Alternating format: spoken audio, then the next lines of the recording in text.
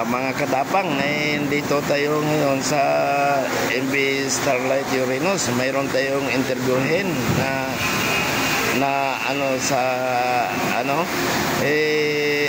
anong trabaho mo dito, sir? Ako po ay nagtatrabaho sa engine. Kaya po makasama ko mga masisipag. Oh, ito, makita mo naman ang mga katapang na medyo nagka-rumi siya. Ngayon ay ano bang agents yung nyo, sir, yung company nyo? RDD Marine. Oh, yun sa RDD Marine daw silang natin, kaya nga pinipicture natin siya sa ngayon kung gaano siya kasipag, at makita naman ninyo na siya ang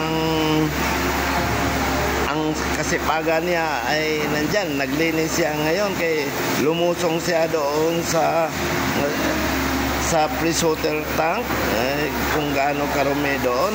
Kaya nga ito ang trabaho talaga sa dry dock. Makita ninyo kung anong trabaho sa dry dock. Sir, yung sa RDD Marine, matagal ka na ba sa RDD Marine? 2 buwan. Oh, 2 buwan daw siya. Makita ninyo kung gaano siya kasipag.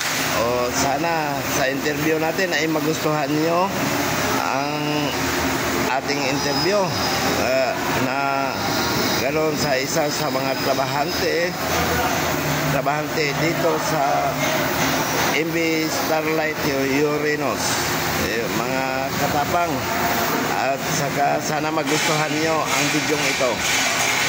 Maraming salamat sa inyong panonood at sa inyong suporta. 30K followers na tayo, mga katapang. Thank you sa inyong lahat.